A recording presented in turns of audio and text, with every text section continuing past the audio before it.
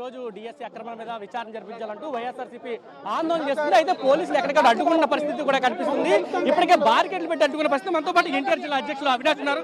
ఏం చెప్తారు? పోలీసులు ఎక్కడికక్కడ అడ్డుకోవడం, ఈ రోజు అన్యాయంగా డిఎస్సీలో అక్రమాలు జరిగి అవినీతి జరిగితే ఈ రోజు యువత మొత్తం గారు కదిలి వచ్చి ఈరోజు ప్రశ్నిస్తుంది, కలెక్టర్ రిప్రజెంటేషన్ పోలీసులు అడుగడుగున తెలుగుదేశం పార్టీ కార్యకర్తలాగా అడ్డుకుంటున్నారు. మాట్లాడితే కలెక్టర్ గారంట 5గురిని పంపించాలని చెప్పి ఇచ్చారంట. కలెక్టర్ గారికి ఏం పాతల భారతం టైం ఉంటుంది. ఈరోజు నిరుద్యోగుల కష్టం, నిరుద్యోగుల బాధ ఇంటానికి మాత్రం టైం లేదా అని చెప్పి ఈరోజు డిమాండ్ చేస్తున్నాం. ఈ రోజు వేలాదిగా యువతరం కదలి వచ్చింది. జగన్మోహన్ రెడ్డి గారి ఒక నాయకత్వంలో ఏదైతే కూటమి ప్రభుత్వం చేస్తున్న డిఎస్సీ అక్రమాలు ఉన్నాయో ఎండగడతామని చెప్పి ఈ రోజు మేము అందరం డిమాండ్ చేస్తాం. ఏం చెప్తారు? పూర్తిగా అందరిని అడ్డుకుంటున్న పరిస్థితి, బార్కెట్లు పెట్టి ఎవరు రాకుండా చూస్తున్న పరిస్థితి కూడా కనిపిస్తుంది. 2 సంవత్సరాల తెలుగుదేశం పార్టీ వైఫల్యాలని ఈరోజు రాష్ట్ర వైఎస్ఆర్ కాంగ్రెస్ పార్టీ యువజన విభాగం ఆధ్వర్యంలో డిఎస్సి అలాగే ఉద్యోగ నియామకాల్లో జరిగినటువంటి అవినీతిని వైఎస్ఆర్ కాంగ్రెస్ పార్టీ పదే పదే ప్రశ్నిస్తూ ఉంది. దానికి సరైనటువంటి సమాధానం చెప్పలేకపోతున్నారు. నిరుద్యోగ యువకులకు సమాధానం చెప్పలేకపోతున్నారు. ఏ రకంగా మీరు దీంట్లో అవకతవకలు జరిగాయో మౌనం ఎందుకు వహిస్తున్నారు? వైఎస్ఆర్ కాంగ్రెస్ పార్టీ పదే అడుగుతూ ఉంది. మొన్న కలిసి ర్యాలీ చేసి అడిగాం.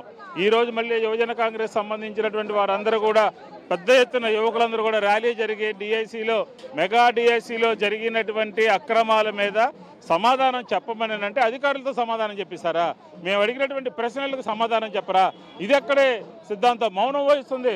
లోకేష్ ఎందుకు మౌనం వహిస్తున్నాడు? చంద్రబాబు నాయుడు గారు ఎందుకు మౌనం వహిస్తున్నాడు? సమాధానం చెప్పాలి అని చెప్పని వేల మంది వచ్చి కలెక్టర్ గారిని కలిసి రిప్రజెంటేషన్ ఇచ్చి మెగా డిఎస్సిలో జరిగినటువంటి అవకతవకల మీద, అన్యాయాల మీద, అక్రమాల మీద, ఉద్యోగ నియామకాల మీద అవినీతి జరిగిందని చెప్పని సోషల్ మీడియాలో తిరుగుతూ ఉంటే దానికి సమాధానం చెప్పకుండా ఈరోజు మమ్మల్ని గేటు వద్ద అడ్డుకోవటము, ఇద్దరు రండి, ముగ్గురు రండి, 10 మంది రండి అని చెప్పడం కూడా చాలా అన్యాయమైన విషయం. యువకుల యొక్క, నిరుద్యోగుల యొక్క గొంతుని వైఎస్ఆర్ కాంగ్రెస్ పార్టీ జరిగినటువంటి అన్యాయాన్ని వినిపిస్తే మీరు ఎందుకు ఆపుతా ఉన్నారు? మీరు 2 సంవత్సరాల్లో వైఫల్యం చెందారు, విఫలం చెందారు. ఈ ఉద్యోగ నియామకాల్లో బాధ్యత వహించి లోకేష్ గారు రాజీనామా చేయాలి, లేకపోతే సిట్టింగ్ జడ్జితో విచారణ జరిపించాలి, లేకపోతే సిబిఐ ఎంక్వైరీ చేయాలి. దీని మీద వైఎస్ఆర్ కాంగ్రెస్ పార్టీ స్టాండ్ ఒకటే. మేము అడిగినటువంటి ప్రశ్నలకి సమాధానం చెప్పండి, లేకపోతే సిట్టింగ్ జడ్జితో విచారణ చేయించండి, సిబిఐ ఎంక్వైరీ చేయించండి. ఏం చెప్తారు? ఎక్కడికక్కడ అడ్డుకుంటున్న పరిస్థితి కనిపిస్తుంది, కానీ సరైన సమాధానం కూడా చెప్పలేని పరిస్థితి అధికారులు. ఈ గవర్నమెంట్లో ట్రాన్స్పరెన్సీ లోపించింది. మెగా డిఎస్సి అని పెద్ద అనౌన్స్మెంట్ చేశారు. దానిలో ట్రాన్స్పరెన్సీ లోపించి మెరిట్ స్టూడెంట్స్ని గొంతు నొక్కి నిరుద్యోగ యువకులు బాగా కష్టపడి తమ శ్రమనంతా కూడా మరి వాళ్ళు వెచ్చించి తెల్లవారుజామున లేచి రాత్రి వరకు చదువుకున్నటువంటి మెరిట్ విద్యార్థులు మొత్తాన్ని కూడా వాళ్ళకి అన్యాయం జరిగిందని చెప్పి ఘోషిస్తూ ఉంటే మీరు కనీసం సమాధానం చెప్పకుండా అధికారులతో మీరు చెప్తా ఉన్నారు. అధికారులతోటి మీరు సమాధానం ఇచ్చారు, కానీ విద్యాశాఖ మంత్రి లోకేష్ మాట్లాడలేదు. ఇది ట్రాన్స్పరెన్సీగా జరగలేదు, ఇక్కడ మోసాలు జరిగినాయి అని చెప్పి చెప్తా ఉంటే మీరు నిమ్మక నీరెత్తినట్టున్నారు. అంటే ఇంతకంటే దుర్మార్గమే లేదు. ఈరోజు యువత మొత్తం కూడా తిరుగుబాటు చేసి కలెక్టరేట్లు మొత్తం కూడా ముట్టడి చేస్తూ ఉంటే నిర్బంధిస్తున్నారు, ప్రక్కదారి పట్టిస్తూ ఉన్నారు. మీరు సమస్యని ప్రక్కదారి పట్టించి దాన్ని డైవర్షన్ చేసి డైవర్షన్ పాలిటిక్స్ చేస్తున్నారు తప్ప మీరు ఈ ట్రాన్స్పరెన్సీ లోపించింది, ఎందుకు లోపించింది అనే దాన్ని మీరు సరైన సమాధానం ఈ ప్రభుత్వం చెప్పాలి, ఈ కూటమి నాయకులు చెప్పాలి, విద్యాశాఖ మంత్రి నోరు తెరవాలని చెప్పి ఆధారాలన్నీ బయటకు వస్తున్నాయి. ఒక్కొక్క అభ్యర్థులు కూడా రోడ్డు మీదకి వస్తున్నా కానీ అంతా ట్రాన్స్పరెంట్ జరిగింది, పారదర్శకంగా జరిగిందంటూ కూడా అధికారులు చెప్తున్న తీరుని ఎలా చూస్తారు? ఇది మెగా డిఎస్సి కాదు, దగా డిఎస్సి అని చెప్పి ఆంధ్ర రాష్ట్రంలో ఉన్న ఏదైతే చదువుకున్న విద్యార్థులు ప్రతి ఒక్కరికి తెలుసు. ఈరోజు ఏ రకంగా ఇన్ని వేల ఉద్యోగాలు అమ్ముకుంటున్నారో, వీళ్ళు ఎన్ని వేల ఉద్యోగాలకి ఎన్ని లక్షల కోట్లు వీళ్ళు ఆదాయాన్ని సమకూర్చుకోవడానికి మాత్రమే ఈ రాష్ట్రంలోన కూటమి నాయకులు చంద్రబాబు నాయుడు గారు కానీ, నారా లోకేష్ గారు కానీ వీళ్ళ ప్రవర్తన చూస్తుంటే రోజు రోజుకి రాష్ట్రాన్ని అన్ని రకాలుగా బస్టు పెట్టి ఈరోజు విద్యార్థులు బతుకుల్ని కాల రాస్తున్న పనికిమాల నాయకులు ఎవరైనా ఉన్నారంటే వీళ్ళే. 1,30,000 ఉద్యోగాలు గతంలో ఉన్న సచివాలయ వ్యవస్థలో 1,30,000 మందిని విద్యార్థులకి ఉద్యోగ కల్పన కల్పిస్తే ఒక్క మాట కూడా జగన్మోహన్ రెడ్డి గారి హయాంలోన ఒక్క తప్పుడు మాట కానీ లేకపోతే ఒక తప్పుడు ఆరోపణ కానీ ఈ రోజు వరకు రాలేదు. కానీ వీళ్ళు ఫస్ట్ టైం మెగా డిఎస్సి అని చెప్పి ఒకటి వదిలితే దాన్ని కూడా ఇంత అవకతవకలు జరిపి ఇంత పెద్ద ఎత్తున డబ్బులు చేతులు మారి ఇంత పెద్ద ఎత్తున విద్యార్థులకి వీళ్ళు జీవన భృతి నెలకి ఇస్తాము అని చెప్పి అది ఎగ్గొట్టింది కాక ఇంకా ఉద్యోగాలు కూడా అమ్ముకుంటున్నారంటే వీళ్ళంత నీచమైన నాయకులు ఈ భారతదేశంలోనే ఎవ్వరూ ఉండరని తెలియజేస్తున్నాను.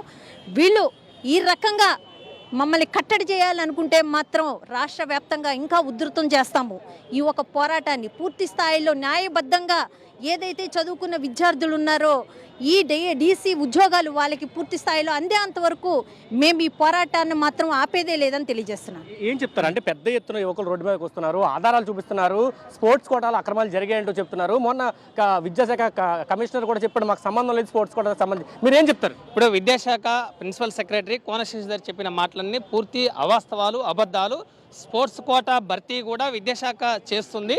ఇవన్నీ 421 స్పోర్ట్స్ కోటా అభ్యర్థులు ఎవరైతే ఉన్నారో ఇవి మొత్తం పప్పు వెళ్ళలాగా 15 లక్షల నుంచి 25 లక్షల వరకు సీట్లు అమ్ముకున్నారు, పోస్టులు అమ్ముకున్నారు. దీనిపైన సిబిఐ విచారణ చేయాలి, లేదంటే నారా లోకేష్ తక్షణమే రాజీనామా చేయాలని చెప్పేసి మేము డిమాండ్ చేస్తా ఉన్నాం.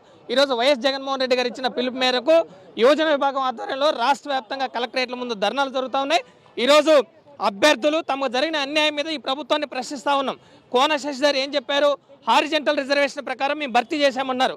కానీ ఓపెన్ కేటగిరీలో భర్తీ చేయాల్సిన పోస్టుల్ని రిజర్వేషన్లో భర్తీ చేసి రిజర్వేషన్ అభ్యర్థులకు అన్యాయం చేశారు. దీనిపైన ఆధారాలు ఈరోజు నిరుద్యోగులు చూపించడానికి సిద్ధంగా ఉన్నారు. ఈ ప్రభుత్వం సిద్ధమా అని చెప్పేసి నిరుద్యోగులు ప్రశ్నిస్తూ ఉన్నారు. అందుకే ప్రభుత్వం డిఎస్సిలో జరిగిన అవినీతి అక్రమాల మీద సిబిఐ విచారణ చేయాలి, లోకేష్ రాజీనామా చేయాలని మేము డిమాండ్ చేస్తూ ఉన్నాం. నిరుద్యోగులు బహిరంగ చర్చకి సిద్ధం. నారా లోకేష్ గారు మీరు సిద్ధమా అని చెప్పేసి మేము ప్రశ్నిస్తా ఉన్నాం. పూర్తిగా కలెక్టరేట్కి వినతి పత్రం ఇద్దామన్నా కానీ అడ్డుకుంటున్న పరిస్థితి, మార్కెట్ నాయకులు కూడా లోపల రాకుండా పోలీసులు అడ్డుకుంటున్న పరిస్థితి కనిపిస్తుంది. వేలాది మంది బయట గేట్ల దగ్గర నిలబడిన పరిస్థితి. ఏం చెప్తారు? ఇది రెడ్ బుక్ రాజ్యాంగం. చాలామంది అనుకునేది ఏంటంటే ఇప్పుడున్న ప్రభుత్వం, కేంద్ర ప్రభుత్వం గనక ప్రభుత్వాన్ని ఏర్పాటు చేస్తే రాజ్యాంగాన్ని మారుస్తారని సోషల్ మీడియాలో చక్కర్లు కొడుతున్నటువంటి విషయం మీ అందరికీ తెలుసు. అయితే కేంద్ర ప్రభుత్వానికి తెలియని విషయం ఏంటంటే అసలు రాజ్యాంగం మార్చకుండానే సొంత రాజ్యాంగాన్ని అమలుపరచవచ్చని ఆంధ్రప్రదేశ్ ఉదాహరణ. వీళ్ళు ఒక రెడ్ బుక్ రాజ్యాంగం రాసుకుని చేస్తున్నారు. ఒక నిరసన తెలియజేయడానికి వచ్చారు. పారదర్శకంగా జరగలేదు అన్నదే వైఎస్ఆర్ కాంగ్రెస్ పార్టీ డిమాండ్. మీరు ఏదైతే గొప్పగా పెట్టారో మెగా డిఎస్సి అనేది, అది పారదర్శకంగా జరగలేదు. ఇందులో మీ నిర్లక్ష్యం, మీ అవినీతి ఇవన్నీ క్లియర్గా కనపడుతున్నాయి. మీకు చిత్తశుద్ధి ఉంటే పారదర్శకంగా ఏ రకంగా చేశారు, అది మీరు వెర్టికల్గా చేశారా, హారిజాంటల్గా చేశారా, దేని ప్రకారం చేశారనేది క్లియర్గా అడుగుతున్నారు. మీరు ఇంత గొప్పగా చేసామని చెప్పినప్పుడు పారదర్శకంగా చేసి పెట్టడానికి ఏంటి ఇబ్బంది? ఇదిగో మేము పారదర్శకంగా ఇలా చేసామని చెప్పొచ్చు కదా. మీరు చెప్పట్లేదు కాబట్టి ఇప్పుడు అందరికీ అనుమానాలు వస్తున్నాయి. అవి నిజమని తెలుస్తోంది. ఎందుకంటే చాలామంది క్యాండిడేట్లు చెప్పారు 1:1 పిలిచామని చెప్పారు, కానీ చివరికి వాళ్ళకి రాలేదు. తర్వాత కాల్ లెటర్ రాలేదు. మీరు అన్నీ వెరిఫై చేసి కాల్ లెటర్తో పిలిపించి చేసిన తర్వాత వాళ్ళకి పోస్ట్ రాలేదు. 1. 2, మీరు టైం ఇవ్వలేదు. కనీసం ఒక సర్టిఫికెట్ ఫాల్స్ అన్నప్పుడు 2 or 3 days ఎవరికైనా ఇస్తారు, అది కూడా ఇవ్వలేదు. ఇవన్నీ జరిగినప్పుడు ఇది పారదర్శకంగా జరిగిందంటే ఎవరన్నా నమ్ముతారా? అవినీతి లేకుండా జరిగిందంటే నమ్ముతారా? నిర్లక్ష్యం లేకుండా జరిగిందంటే నమ్ముతారా? ఆశావాహుల పరిస్థితి ఏంటి? నిజంగా వచ్చినటువంటి అభ్యర్థుల పరిస్థితి ఏంటి? ఖచ్చితంగా దీన్ని నిరసనగా తెలియజేయడానికి వస్తే ఈ విధంగా ఆపడం మీరు అరచేతితో సూర్యుడిని అడ్డం పెట్టడమే. సార్ ఏం చెప్తారు సార్? పెద్ద ఎత్తున యువకులంతా ఆందోళన చెందుతున్నారు. ఇంత డిఎస్సిలో స్పోర్ట్స్ కోటాలో జరిగింది అవినీతి అని చెప్పి బయటకు వస్తున్న ఆధారాలు చూపిస్తున్నారు. కేంద్ర ప్రభుత్వ ఉద్యోగానికి అనర్హుల్ని ఇక్కడ అనర్హులుగా చూపిస్తున్న పరిస్థితి. ఈరోజు చూస్తే ఇది మెగా డిఎస్సి కాదు, దగా డిఎస్సి అని చెప్పి రాష్ట్ర వ్యాప్తంగా ఎవరైతే ఈ డిఎస్సిలో పాల్గొని ఎగ్జామ్స్ రాశారో వాళ్ళందరూ కూడా ముక్తకంఠంతో చెబుతా ఉన్నారు.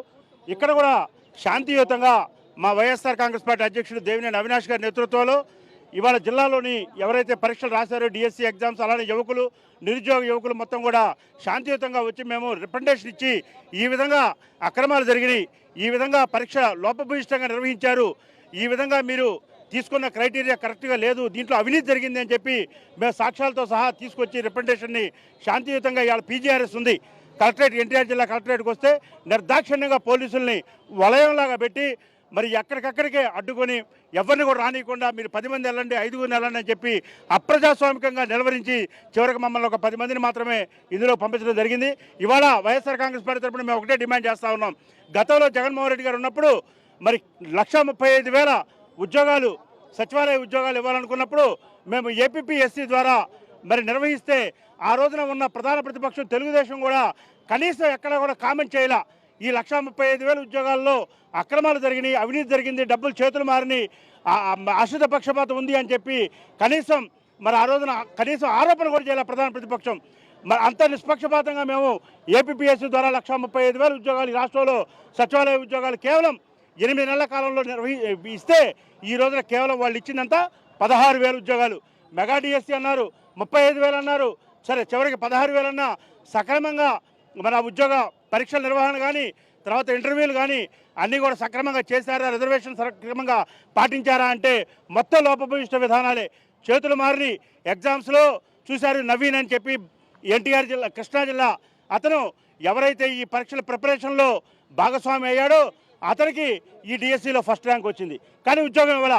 అతను కోర్టుకు వెళితే ఆ కోర్టు అక్షంతలు వేస్తే అప్పుడు మరి ఇందులో లోపాలు జరిగినాయి అని చెప్పి ప్రజానీకానికి మొత్తం కూడా అర్థమైంది. ఇవాళ వైఎస్ఆర్ కాంగ్రెస్ పార్టీ తరఫున మేము ఒకటే డిమాండ్ చేస్తూ ఉన్నాం. ఇందులో అవినీతి జరిగింది. ఏదైతే స్పోర్ట్స్ కోటా ఉందో నిబంధనలు పాటించకుండా జాతీయ అంతర్జాతీయ స్థాయిలో ఎవరైతే పాల్గొన్నారో వాళ్ళకి అవకాశం ఇవ్వకుండా కేవలం జిల్లా స్థాయిలో ఎవరైతే పాల్గొన్నారో వాళ్ళకి మరి ఈ యొక్క ఉద్యోగాల్లో అవకాశాలు ఇవ్వటం, అలానే మరి రిజర్వేషన్ ప్రక్రియ కూడా సరిగ్గా పాటించకపోవడం, ఇదంతా కూడా వైఎస్ఆర్ కాంగ్రెస్ పార్టీ తరఫున దీని మీద క్షుణ్ణంగా ఎంక్వైరీ జరగాలి. ఈ డిఎస్సీ రద్దు చేసి మళ్ళీ తిరిగి డిఎస్సీని పెట్టాలి. ఎక్కడైతే అవినీతి జరిగిందో దాని మీద మరి సిబిఐ ద్వారా కానీ సిట్టింగ్ జడ్జి ద్వారా కానీ ఎంక్వైరీ చేసి నిరుద్యోగ యువకులకు న్యాయం చేయాలని చెప్పి వైఎస్ఆర్ కాంగ్రెస్ పార్టీ డిమాండ్ చేస్తుంది. ప్రధాన డిమాండ్ ఏం చేస్తున్నారు? ఒకవేళ ప్రభుత్వం స్పందించకపోతే ఎటువంటి కార్యాచరణ ముందుకెళ్ళబోతున్నారు? ఖచ్చితంగా ఏదైతే డిఎస్సి విద్యార్థులకు జరిగిన అన్యాయం అయితే ఉందో విద్యాశాఖ మంత్రి అయిన నారా లోకేష్ గారు ఈ డిఎస్సి నిర్వహణ అది చాలా పద్ధతిగా చేశామని 1-10 సార్లు పద్ధతి అనే మాట మాట్లాడుతున్నారు. అయ్యా మీరేం పద్ధతిగా నిర్వహించాల్సిన అవసరం లేదు. నోటిఫికేషన్ రిలీజ్ చేస్తారు, ఎంతమంది అభ్యర్థులు అయితే ఇచ్చేస్తారో ఎగ్జామ్స్ రాస్తారో వాళ్ళ మెరిట్ లిస్ట్ బయటపెడతారు, దానికి సంబంధించిన ఉద్యోగాలు మీరు ఇస్తారు. మీరు పద్ధతి అని 10 సార్లు అన్నారంటే ఖచ్చితంగా మీ అవినీతిని కప్పిపుచ్చుకోవడానికి ఎంత పద్ధతిగా దీన్ని ఉపయోగించుకున్నారు, ఈ డిఎస్సి పరీక్షలను ఉపయోగించుకున్నారని తెలుస్తుంది. రాబోయే రోజుల్లో ఖచ్చితంగా యోజన విభాగం ఆధ్వర్యంలో మేమందరం కూడా డిఎస్సి విచారణ సిట్టింగ్ జడ్జిని జరిపించకపోతే మాత్రం యోజన విభాగం ఆధ్వర్యంలో భారీ ఎత్తున ర్యాలీ నిర్వహిస్తామని సందర్భంగా తెలియజేస్తున్నాం. ఇది చెప్తున్నారు. ఖచ్చితంగా యువజన విద్యార్థుల ఆధ్వర్యంలో పెద్ద ఎత్తున ఆందోళన చేస్తున్నాం. డిఎస్సికి సంబంధించి ఖచ్చితంగా సిబిఐ ఎంక్వైరీ చేయాలి, లోకేష్ రాజీనామా చేయాలంటూ కూడా యువజన విద్యార్థి విభాగం నాయకులు అయితే డిమాండ్ చేస్తున్న పరిస్థితి కనిపిస్తుందని చెప్పాలి.